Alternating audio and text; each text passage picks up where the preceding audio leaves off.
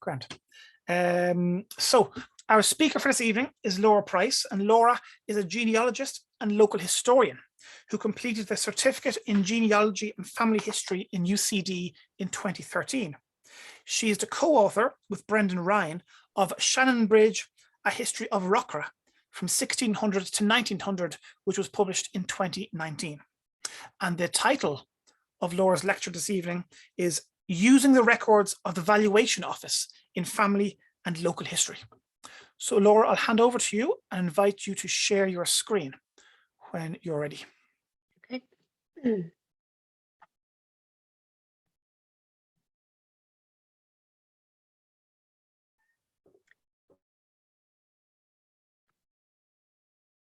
I'm getting the message that the host has disabled participant screen sharing.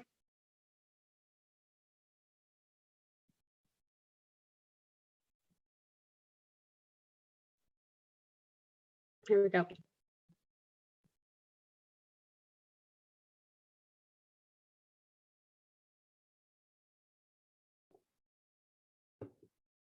Okay, very good. So I hope that's visible for everybody.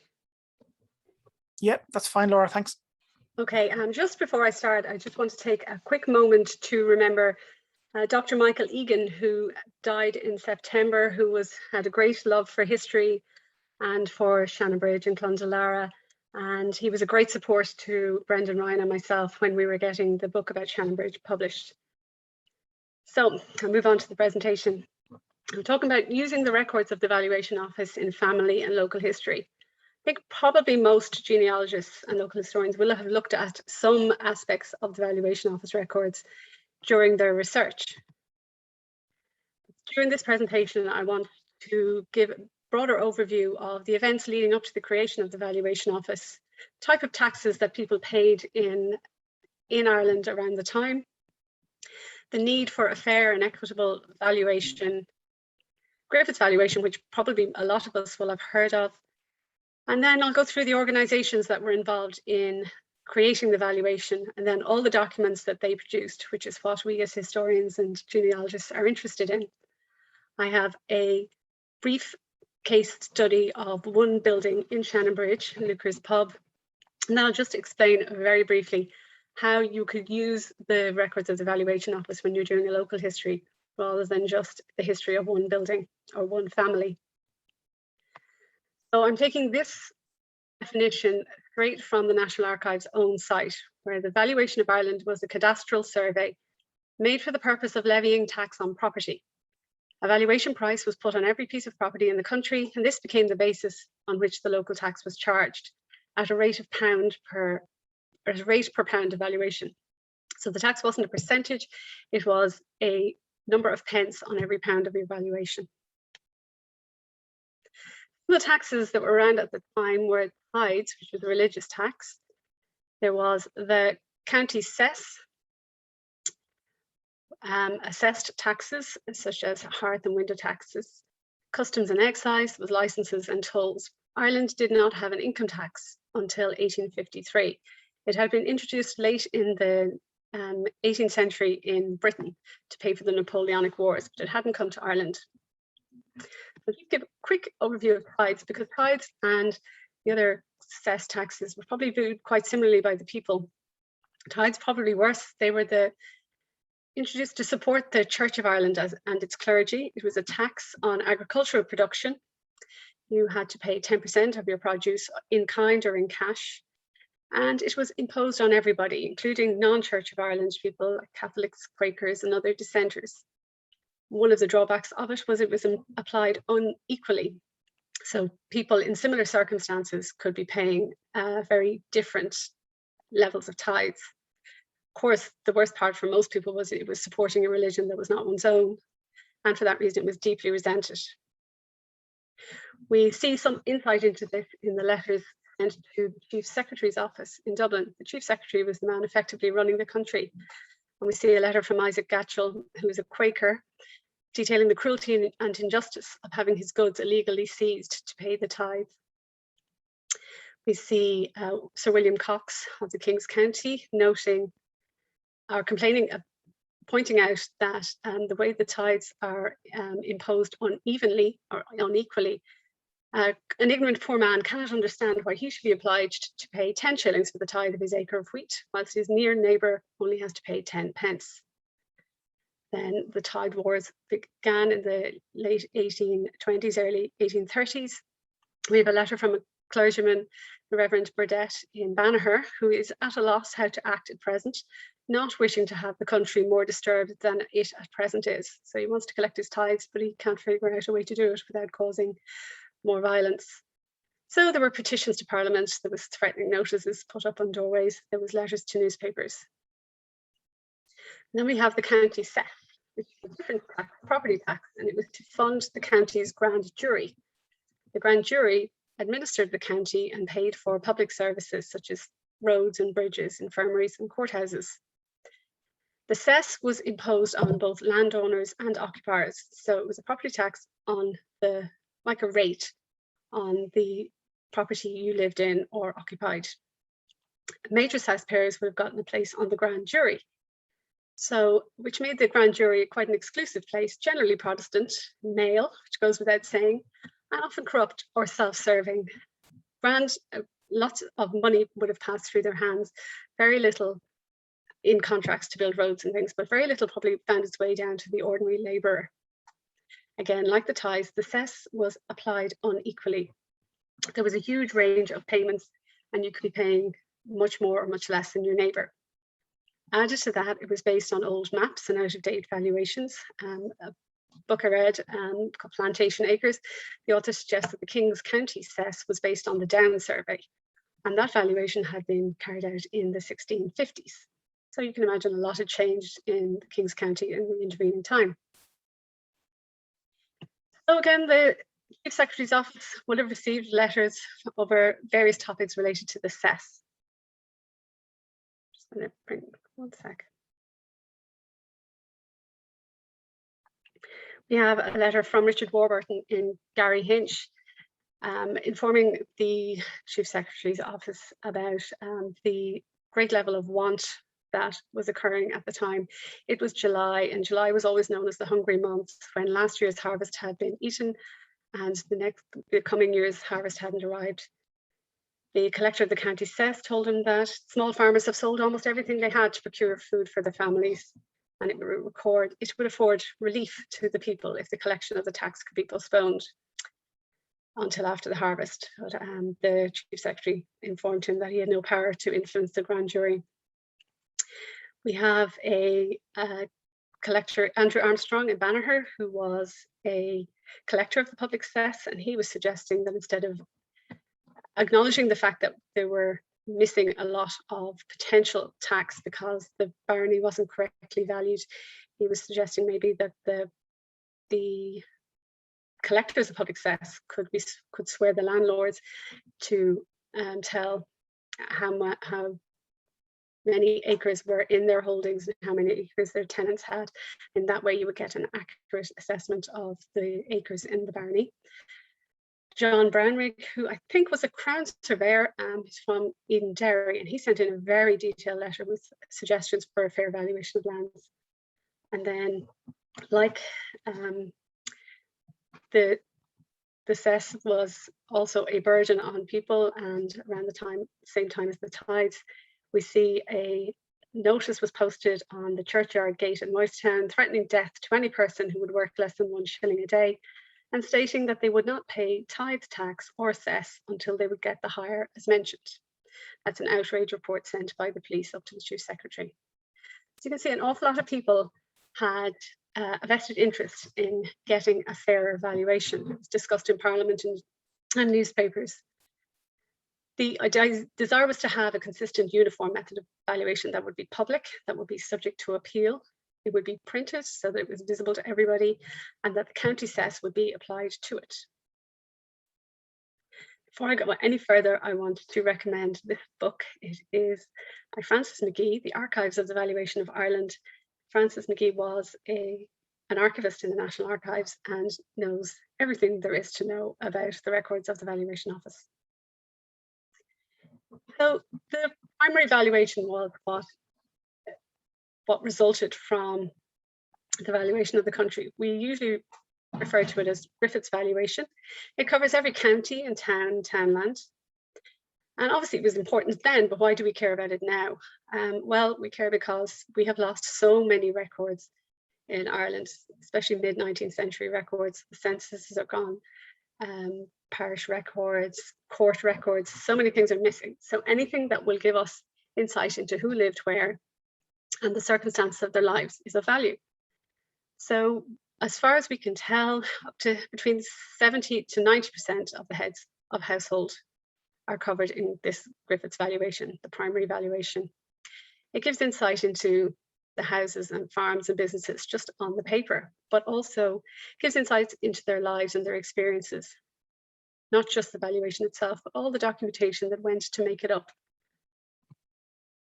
I'll give it a real quick glance at Griffith's valuation. Many of you may have seen it before. Basically, it was printed between 1847 and 1864. It's done by county and barony, or later poor law union, then parish and townland. We have a numbered tenements, so numbered the property the people lived in or worked on, the occupier, the person who was living there or working, the immediate lessors to whom they were paying their rent, description of the tenement, and the area of the land and the valuation. We also have maps associated with it. And all of this is available for anybody to view free on Ask About Ireland. See the link there. You may Google it and you will find it fairly easily. That's a bit more detail into it. So we have the number, which will also be the same number on the map. We have the townland and the occupier, the person who is renting the land to Michael Egan, for example.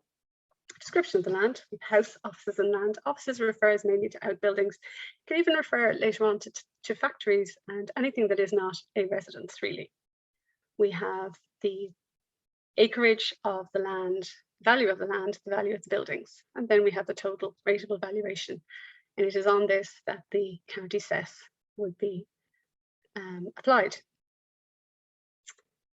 So there were many organisations involved in the valuation, and it went on for a very long time, as you can imagine, to cover the entire country. It started with the Ordnance Survey, then onto a boundary survey, topographic survey, 2 different valuations, the eventual result, Griffith's, and then went on to be revised over the decades. So the Ordnance Survey, these were military mappers. The Napoleonic Wars were over and the army was free to do other tasks. So they were appointed to create a map of Ireland 6 inches to the mile. This was unique, pretty much unique in the world at the time. No other country would have been mapped, no other entire country would have been mapped to this level. The man in charge was Colonel Thomas Colby, and he was assisted by Lieutenant Thomas Larkham. The maps that they produced are available on the Ordnance Survey of Ireland website. Here I have some of the tools of the surveyor's trade. If you ever venture into the Valuation Office, they have a fabulous display in the public office just inside the door. Lots of tools that surveyors would use, examples of their work, and even lists of employees. So this is Gunter's chain, 66 feet long, and it was used for measuring the land. Here we have a tape measure used with Gunter's chain, and the picture doesn't do justice. This is a very big tape measure. And again, more of the tools they use. So once the maps were started, they needed a boundary survey because although the soldiers could create the maps, they did not know where a townland began and the townland ended. The same for the civil parishes and baronies. So a geologist called Richard Griffith was appointed the first boundary commissioner, and this is our first mention of Richard Griffith in this valuation process. He worked with the Ordnance Survey and with Irish surveys and engineers to create, basically to impose the boundaries on top of the Ordnance Survey maps so you could see where the townland was. They produced maps, they produced parish boundary remarks books and boundary registers. They are in the collection OL3 at the National Archives of Ireland, all apart from Londonderry, which is up in Proney in the Public Records Office of Northern Ireland. They are not digitised. The book, the boundary remarks book, and the boundary registers book are very technical documents. They're basically a written description of the boundaries. It's very hard to read. However, they have one really interesting paragraph in most of them where they name the employees who were working on the boundary survey. And I hadn't come across these before, so I thought it was interesting. I looked at the Clonmacnoise book, and here we find out that the boundary survey was done in these dates in 1837, and the names of the soldier involved and the other civil assistants. And then we have chain men. Now I'm guessing the further down you go, the more local the people are. At the very bottom, there's Thomas Akers, who's a Mears man. A mere is a boundary, so he will be probably advising on the ground where a townland stopped and started. Thomas Akers, coincidentally, Thomas Akers appears in the Shannonbridge book, or if it isn't he, it is his son.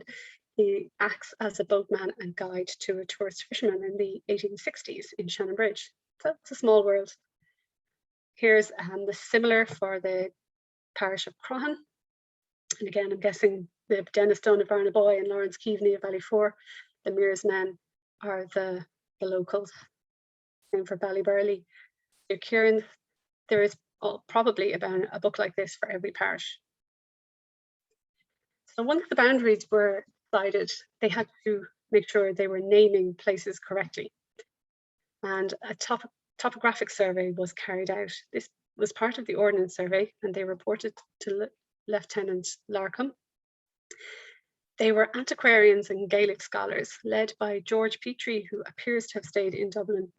But the scholars and antiquarians went out and walked the country just after the Ordnance Survey. You do get the impression that there's groups of men wandering the country, asking people questions. So their goal was to establish the correct English name for the places on the maps. In the process, they recorded the history, the folklore, traditions, and topography of the country.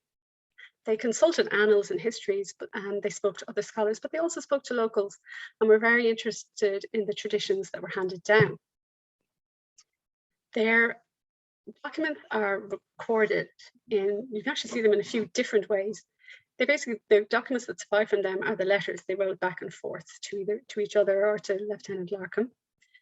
They are online at Ask About Ireland in two different ways. One is you can do a search for a place name here and find the name book, or they'll find the letters.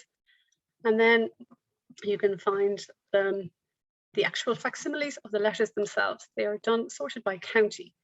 You can go into this website, pick the county you want, and download a PDF of a transcription of the letters. Some counties have actually been published, and for example, Offaly, and trust me, if I had to choose, I would be picking the published version over the handwritten version.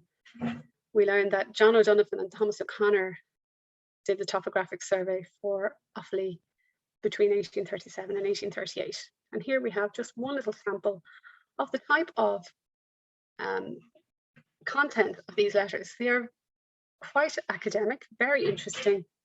He's speaking here about a map that's held in Trinity College. So this was a serious attempt at naming and paying homage to the past, but obviously almost ruining the names by anglicising them at the same time. Next, actual valuation began. Goal was to establish the valuation of every townland. The grand jury then would value the individual holdings within the townland, and they used their own local valuators and the plotters. The tax rate per holding was to be decided by the grand jury, and these are based on the Ordnance Survey maps created. The very first commissioner appointed was Richard Griffith, who had been the boundary commissioner, so now he is the commissioner of valuation. And this is a position he held from, I think, 1830 up to well into the 1860s before he retired.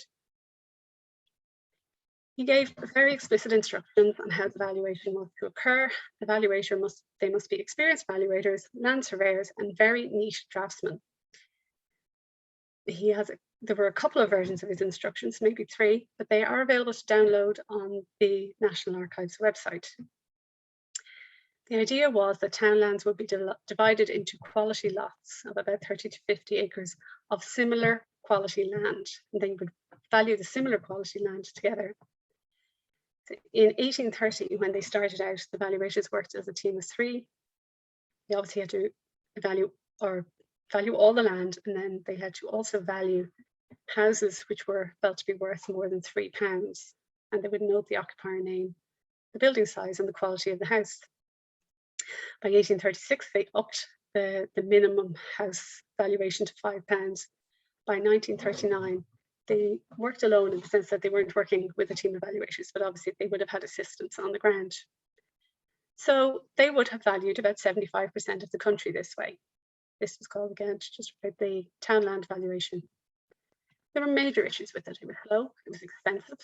There was no provision to revise it in future. So whatever valuation you were given, that was it. And individual tenements were not valued. And to make it even worse, the government had introduced the Poor Law Act around the same time to charge poor rates to fund the poor law system and the workhouses. So again, they wanted to impose a property tax. This is a property tax, and which required the valuation of the individual tenements so that individual people could be taxed. So while it was running with concurrent with the townland valuation, it wasn't being done by the same people. So there was contradicting valuations, major confusion. By 1846, the decision was made that each tenement would be valued separately, so that you would have the name of each property holder and the valuation of their property, a description of their property. And also importantly, where that property was on the map. This was for the county cess, for the grand jury. In 1852, common sense totally prevailed, and they decided that the tenement valuation would now be used for both the county cess and the poor rates. You have one single valuation for both of these processes. And then the valuation was extended to mines and fisheries. And also they were going to allow revisions so that if a change was made to a tenement, that the valuation could be altered. So I can imagine this townland valuation created an enormous amount of paper. First, one of the first things we have is the house books. These tend to be useful for the bigger houses because if we remember, they didn't value anything less than £3 initially or anything less than £5. But if your house was valued, you would have recorded the name of the person, a description of the house, its length, breadth and height, its quality, which we will talk about in a minute, who lived in it, who was the head of the household, who would be paying the rates, and any little observations they made. There's lots of extraneous observations within these books that are of great interest to a family historian or a local historian or even a social historian. An enormous amount of information as regards occupations, rent, leases, that kind of thing. So again, we remember the townland valuation up to 1836 and the tenement valuation from 1846 onwards. And it was the tenement valuation that is the most helpful to anybody researching a family or a place. It included every house, and very often the house books would also include a town plan. We need to remember that there will be, for many counties, probably about 3/4 of the counties, there will be 2 sets of house books, one for the townland and one for the tenement valuation. So look at both. One thing to keep an eye on is often the townland valuation was done pre-famine and the tenement post-famine. So it's very interesting to see for the houses that do exist in both, who are the same people there. Very often they're not. Maybe they have moved, died, emigrated. This is an example of a house book from Shannonbridge. We see the number on the side. We have the occupier's name, something called a quality letter. I'll come back to in a second. We have the dimensions of the house. So here we have it's 34 feet 6 inches length. There's the breadth and the height. I kind of picked a bad page because all of the heights are 6.9. The height of a house was started from the ground up to the eaves. So obviously these are small, modest cottages. You can tell by the height. Maybe the height is more 14, 16 feet, that it's a 2-story house. So we have John Burke living here, and Daniel Coulihan is renting his house next door from John Burke. Now, the quality letter, what is that? The quality letter was a shorthand that the evaluators used to try to easily characterize the condition of a house, the quality of it. It involves a number, a letter, and a symbol. So the number 1 to 5 refers to the solidity of the house, what it's built with, what it is roofed with. And then we have A, B, and C, referring to its age or its repair.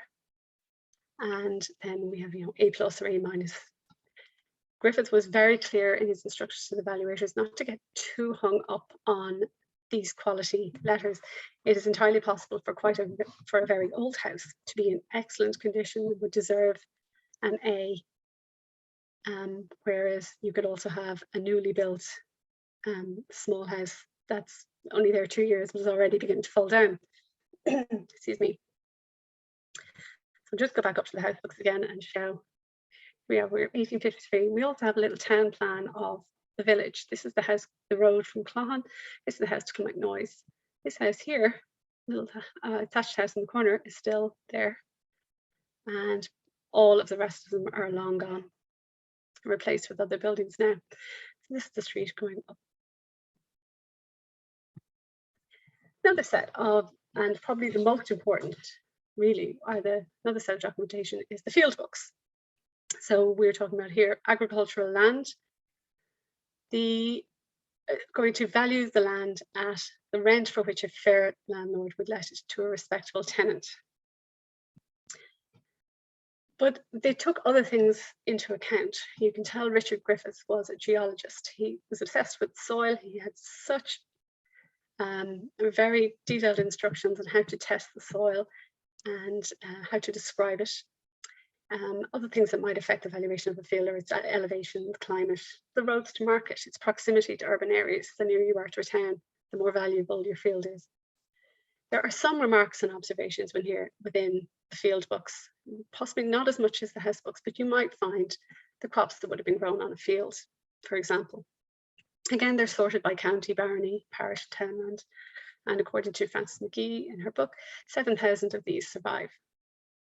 One of the reasons she suggests they survive is because they were working documents right up until the 1980s. They were in use until rates on agricultural land was abolished. So here's an example of a field book from the townland of Cloughalbrack in Lynelly, Ballycan. As you can see, I'm just going to read the first one. It's coarse.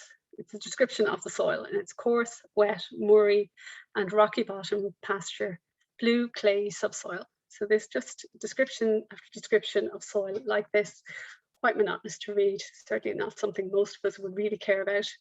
We do have, because of Patrick Egan's house was worth more than £5, we see he has been included in the book.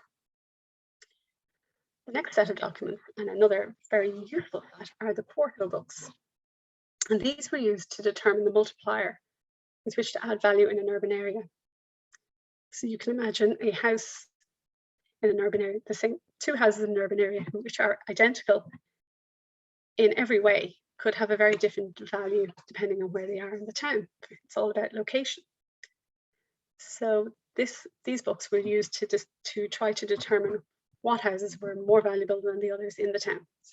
They contain lots of amazing information as regards the occupiers, the landlords, rents and leases, but also have a lot about the occupations of the people, the businesses run in these buildings. And the comparison between the streets is interesting. There's lots of gems. There might be mention of sons-in-law or when a business started, or lots of interesting things, and well worth a look. Here is a sample from Tullamore, and I think, very hard to read, so I've printed out a couple of them. We have up here George Pierce, MD, and here he's on Jarvis Street, and over here we read this house has always been considered the best private house in Tullamore, a good situation, extensive pleasure ground in front and rear, large walled-in garden. So, whereas here we are in Banagher on Main Street, and we have the brewery of Kieran-Malloy, and it is described as brewery, house, store, office and yard, 1B+, so the quality is 1B+. It is a large concern, the brewery not doing much business, good yard and rear entrance, all in pretty good repair. So I think if you're interested in this family or in this business, you'd like to know that kind of information. We have Thomas Dryan down the bottom, and this property is not occupied and it's going for tenancies. The ground is valuable, having a long front. Both may be valued as one concern. The next set of documents are the mill books. These are the only building that had their own books, but they're really just a subset of the house books. It would list the type of mill, quality of the machinery. Obviously, if you're interested in a particular mill, then these are well worth a look. Next, have the list books, which were just summary data of all the other books. Few survive, and there's no finding aid. There's no publicly accessible catalogue in the National Archives to learn more about them. I've never seen them. Next are the appeal book, and these are a treasure. And again, I was really not aware of these because there is no finding aid for them in the National Archives, and their availability is restricted. It was through Francis McGee's book that I learned about them, became interested in them. They were basically, when appeals were allowed to valuations, there was 3 different sets of legislation that allowed it. First for the townland, next for under the 1846 Valuation Act, and again in the 1852 Valuation Act. It was cheap and relatively easy to appeal your valuation, and lots of people did it. It was a complex system because the valuation or the valuator had to figure out what was fair and what wasn't, and that was complex. The books consist, when I get the impression when they were given out first, the books they have a valuation list as similar to Griffith's valuation, and then lots of blank pages to give the evaluators the opportunity to write in notes and queries. And it is these pages that are just full of amazing information. I had no idea until I went to look. Unfortunately, not many of them are available. Certainly nothing for Offaly was, but I had a look at one for Marlborough in County Leash. It's one that Francis McGee mentioned, so I was able to order it from its reference number in the book. And we have on the left, I transcribed it. I don't have permission to display them, but I transcribed on one page, bizarrely and randomly, I think, the valuator listed the proprietors in Maryborough East. And we have quite a lot of people charging rack rent, as far as I can see from here, and very few people described as being fair.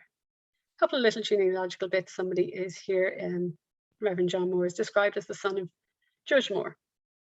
But might be interesting to see, and I'm sure I have transcribed a couple of them quite badly.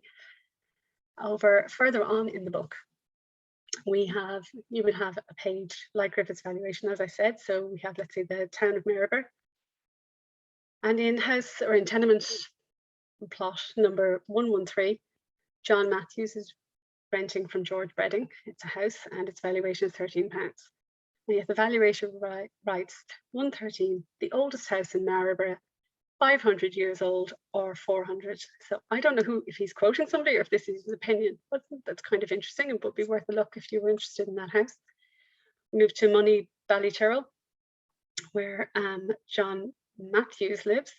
He has no lease, his rent is £21, and he came in by marriage. So it's not where he lives, it's his land. And he came in by marriage. He's in there 4 years. So this is giving us a clue, possibly, that John Matthews married 4 years prior, and he's in on the land was previously owned by his wife's family. Moving on to Palace Little, we have Finton Moore, and Margaret Moore is described as his mother.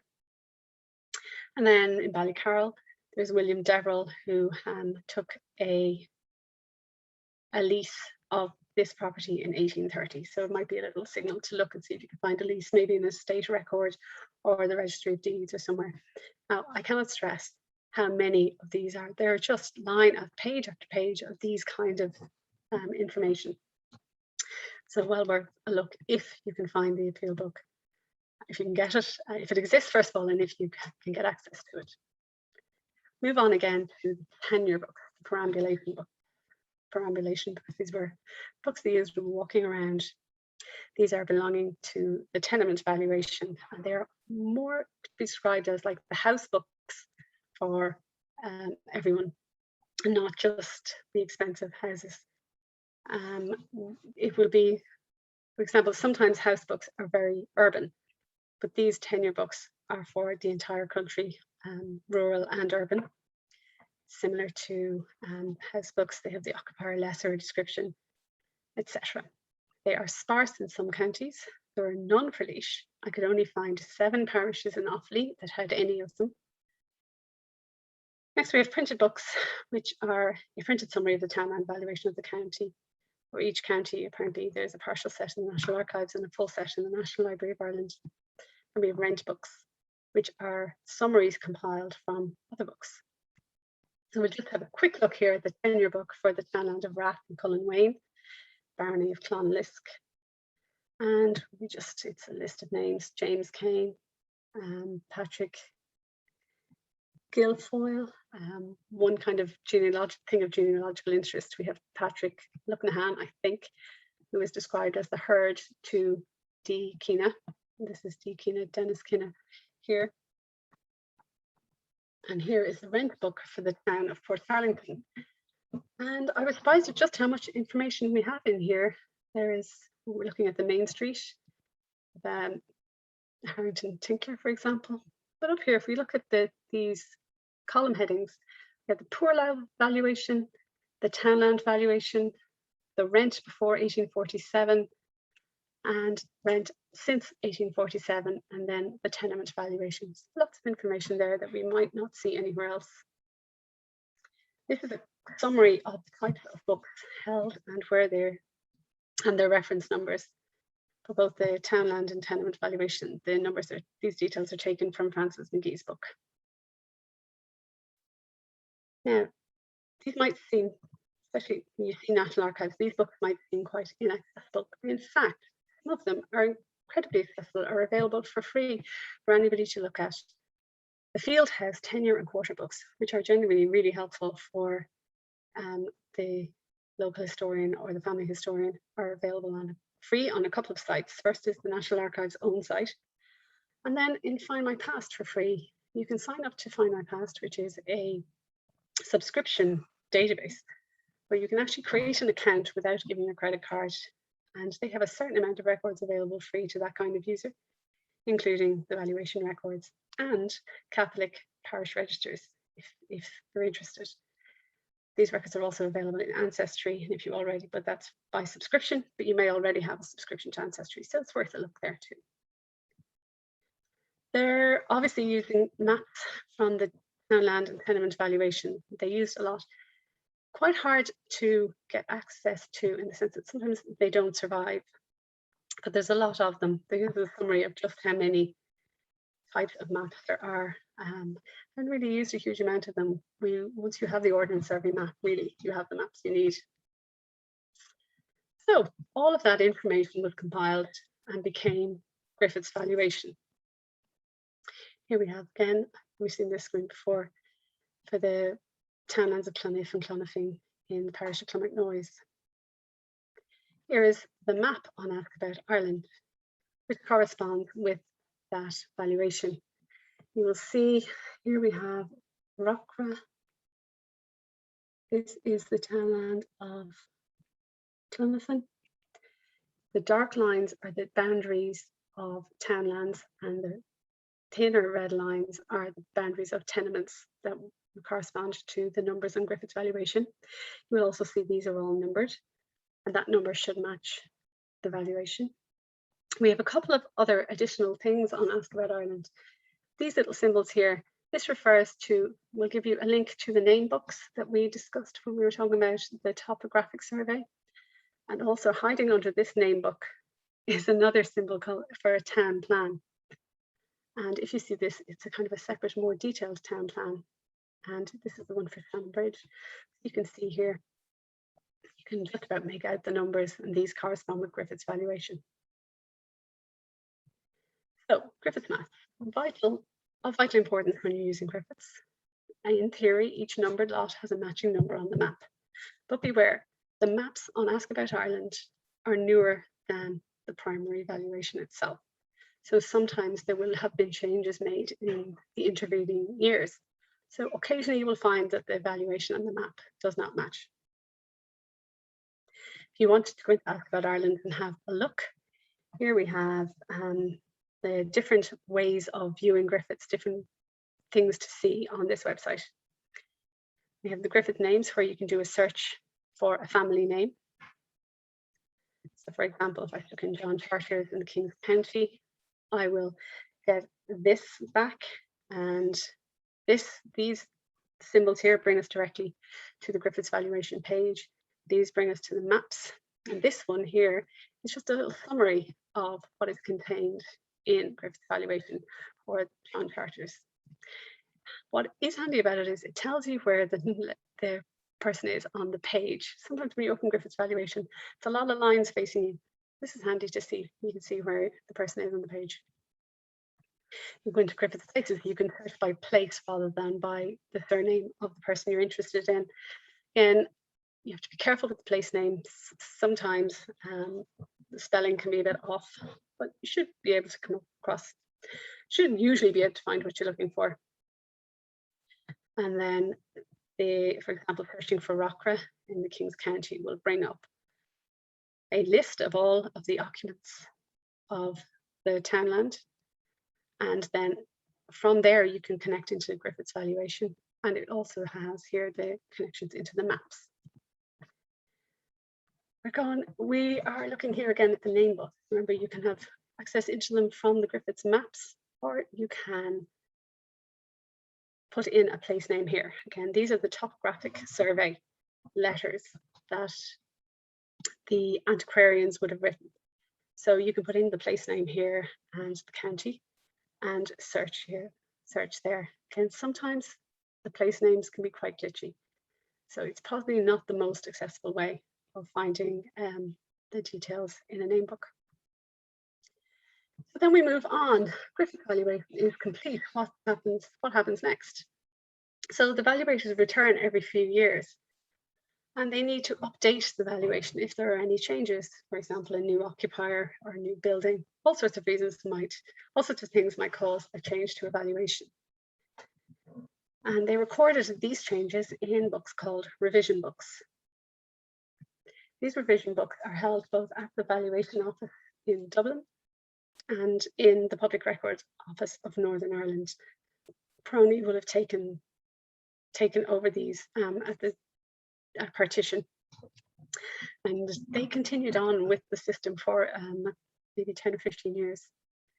So basically what we have here is a written copy. It starts out as a written copy of the primary valuation of the parish.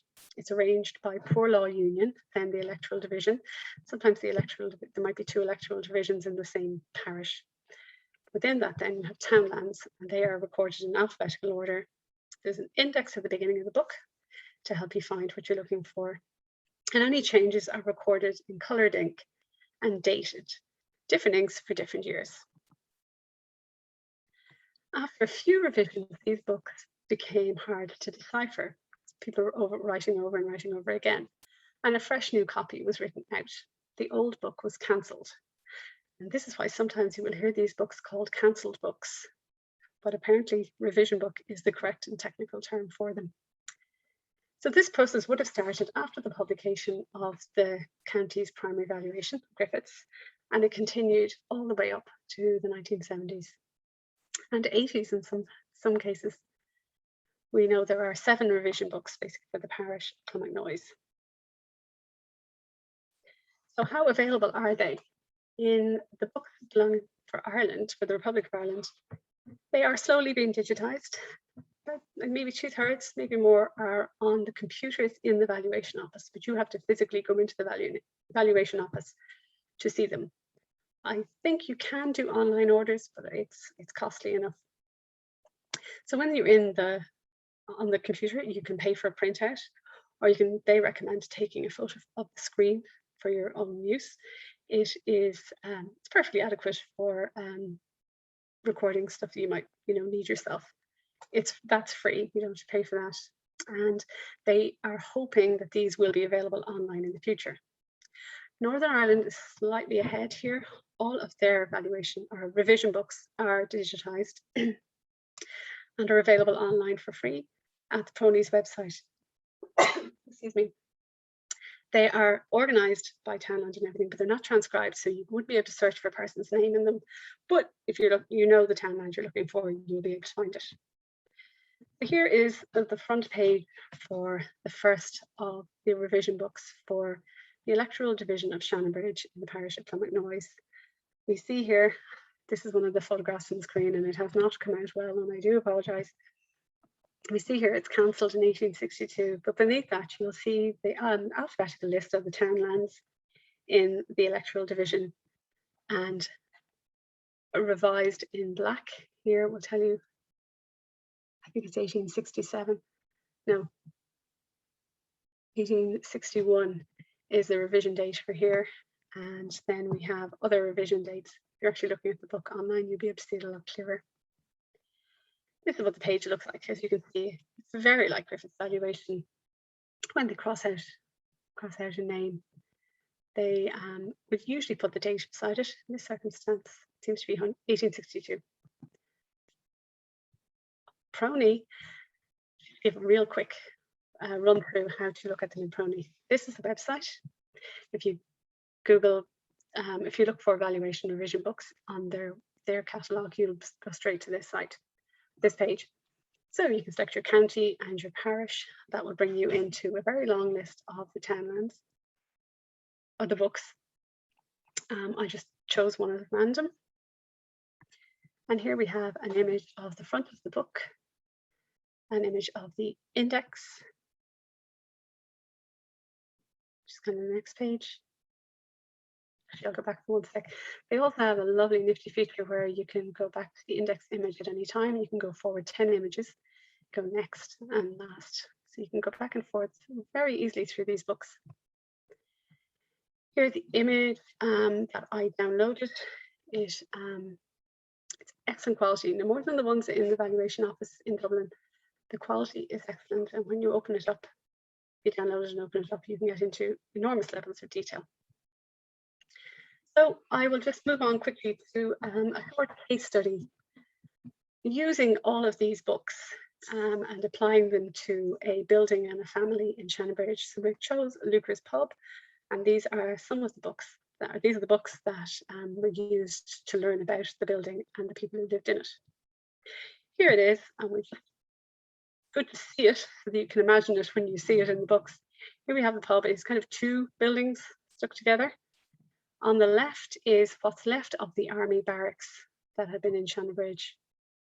And on the right is now the tourist office, but it was the Shannon Commissioner's office, or the Lock House, known by many names. And here is the path down to the jetty and down to the river. So this is what Luker's looks like, and you can imagine that when you're seeing the book. Here we have the 1844 book of the 1844 house book of Shannonbridge. And again, you could see in the picture, we have the Shannon Commissioner's office. We have what was Luker's then, and the barracks. But first of all, we'll just take a look at the top of the screen. We know, I can't see it properly with the way of my screen sharing, but basically this book was started in February 1844, updated in April 1844, and it was, I think, checked by Mr. Holland in November of 1844. Again, we have the length, breadth, height, and quality letter that we would expect. There is the amount of the valuation. Sometimes there will be little bits of information over here, but not necessarily. We're more concerned with this building here, which is Luker's. I'll just scroll down so you can see it. Quite difficult to read. I did not know when I very first looked at this book. I had absolutely no idea who this Robert Sarson was. I knew John Charters would be there. I didn't know a thing about Robert Sarson. It even took me a while to figure out that's what that word was. Anyway, we see when this book was created, the person in this building was Robert Sarson. and his name was crossed out and replaced by John Charters sometime between February 1844 and either April or November 1844. We see lots of information about the building, its dimensions, and there we go, 1B, the quality letter. The 1B, we're talking a slated house or office, and it is slightly decayed, but in good repair. So that is, I actually highly recommend printing out, if you are doing any kind of a local history, to print out that classification. When I was doing the book, I have a wall facing me here, and that classification was sitting on the wall so that I could look at it when I was looking at the house books. We see that it is a dwelling house and a public house. So there is a business being run in it at the time. It also had many outhouses, fowl house, and they have a basement. So lots of information to look at.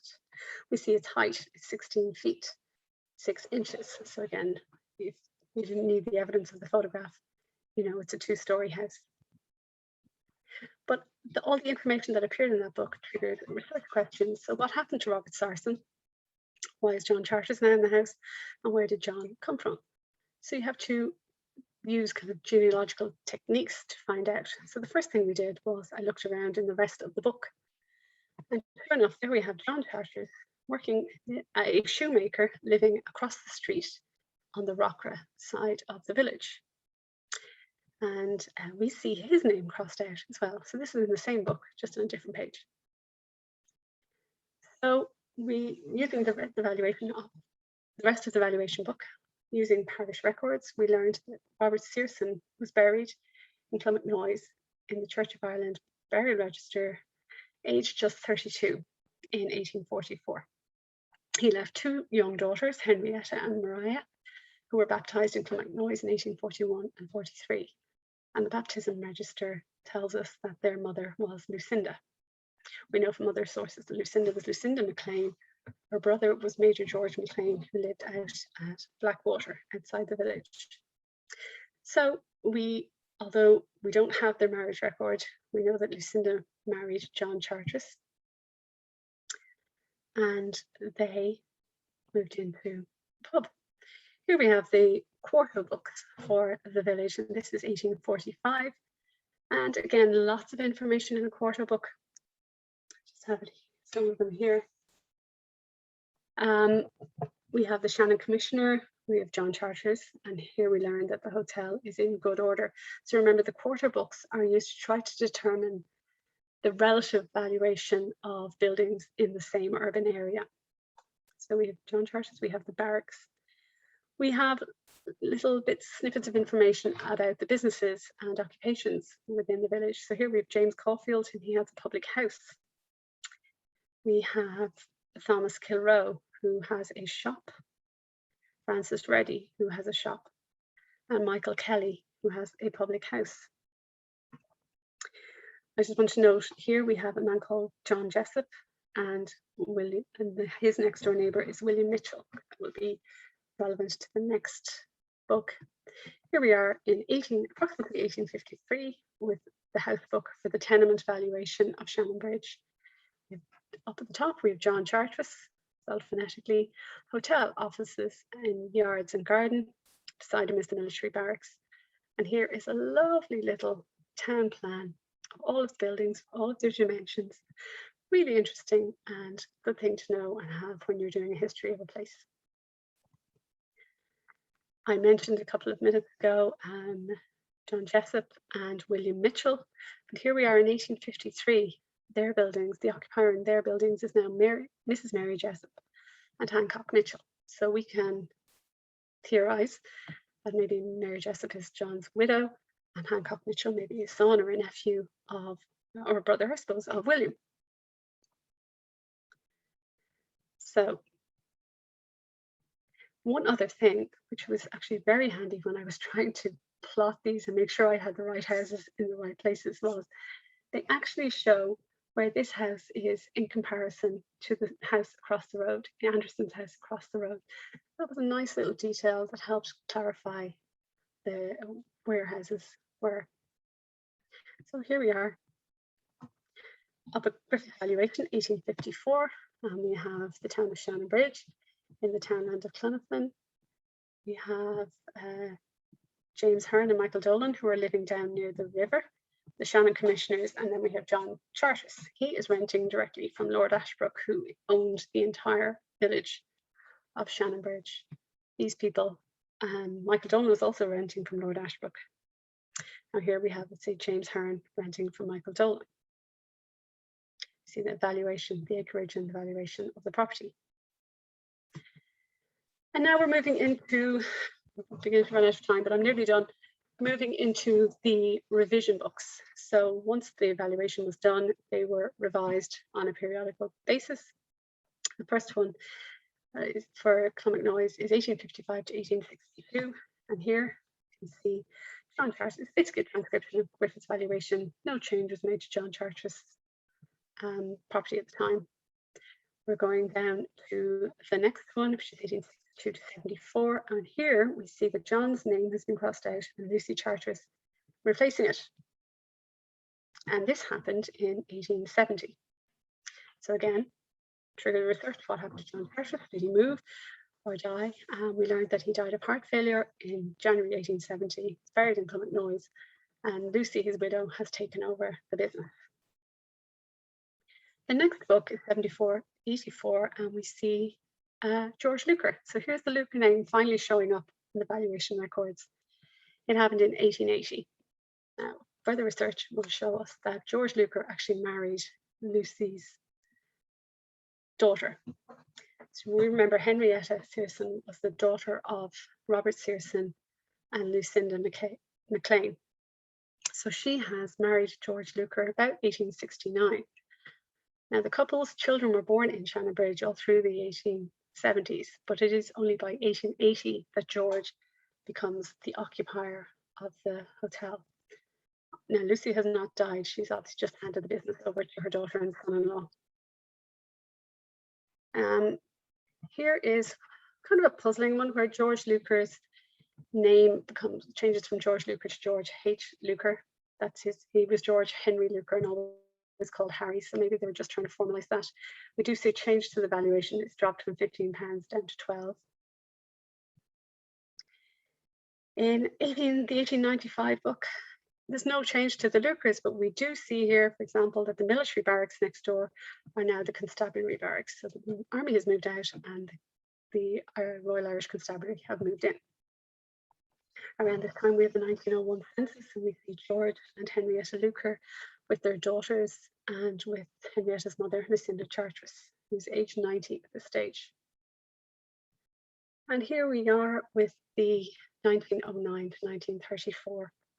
As we all know from our history, a lot happened in Ireland between 1909 and 1934, and some of that will be reflected in the revision books. We have, first of all, the village was bought by the Land Commission. Lord Ashbrook sold the village, and this is where we see LAP, which is a Land Act purchase, and it's very hard to see. It's a very bad ink, but it says in fee. So we now know that George H. Luker owns the building. And this happened in 1919, and very difficult to see. We now see also that gradually the constabulary barracks, by 1925, the constabulary barracks is now known as the Civic Guard station, because we no longer have a Royal Irish Constabulary. And even up here, you can see that the word Kings isn't crossed out, and we now use Offaly for the county name. If you were looking at a bigger town, with, for example, Tullamore, at this stage of their revision book, so many towns are crossed out and replaced with a new, more nationalist name. Here we have the 1911 census, which would have happened in the intervening period. George H. Luker, his son Robert is there, George's wife Henrietta, and two servants. One thing about the 1911 census is that it asked married women how many years they were married, how many children there were of the marriage, and how many children are still alive. So Henrietta tells us she was married 42 years, had 10 children, and only 6 are still alive. So here we are in the last of the revision book. And we finally see George H. Luker's name being crossed out, and it's replaced by Eric. And this happened, although it's very hard to read, in 1844. Who is Eric? What happened to George, Henrietta, and their son Robert? Well, in the meantime, Robert married a neighbour, Elizabeth Cook, with whom he had 3 children. But Henrietta, Robert, and Robert's wife Elizabeth all predeceased George. So when George died in 1933, his grandson Eric, so Robert and Elizabeth's son, inherited the pub. Eric died in 2002, and the pub was sold to the Ryan family, who have kept the name Luker over the door. So I will try and speed this up now to be finished. So if you are doing a local history, that was the history for our house. If you're doing a local history, you basically have to do that for every single house. To organize it can be difficult. One piece of advice is use a map. This is how Brendan would have done his previous town histories. We recommend using Griffith's Valuation for the numbering system. Excuse me. To make it easy to use and keep track of the valuation records, so you can see who moved in and out of the house and the area. And of course, you'll be using other sources such as civil and church registers and all the usual genealogy sources to learn more about the family who lived in the building, which is kind of what we did for Shannonbridge History of Rockra. We created a map. This map is actually in the book, and you can kind of pull it out so that when you're looking at a particular house, you can see, and learning about the house, you can see where it was on the map. We numbered the houses according to Griffith, so R for the Rockra side and C for the Clonopin side. So I hope you've enjoyed the whistle stops or through the records of the Valuation Office. In my opinion, there is no other set of records that has their combination of longevity and continuity. They're going since the 1830s. They're going all the way through from the 1830s to the 1970s. They cover the entire country. They have survived when so many other things have not. They have a very formal structure. So once you get to know them, they're relatively easy to navigate. But they're also full of interesting local colour and will hopefully help you learn more about your ancestor or the place you came from. So there I am, the end of the presentation. Laura, thank you very much for what I'm sure everyone will agree was an absolutely fascinating run through the records of the Valuation Office. What I particularly loved, Laura, about your talk tonight was before you went into the case study of actually using these records for a named place, which even showed us a modern photograph of, you talked about the context in which the records were created. You talked through the records themselves, what the information they held and hold to researchers and historians. So I think it was an excellent run through the records and practically how to use them, which was a wonderful a workshop almost for people here tonight. There's a number of questions that have gone into the chat box. So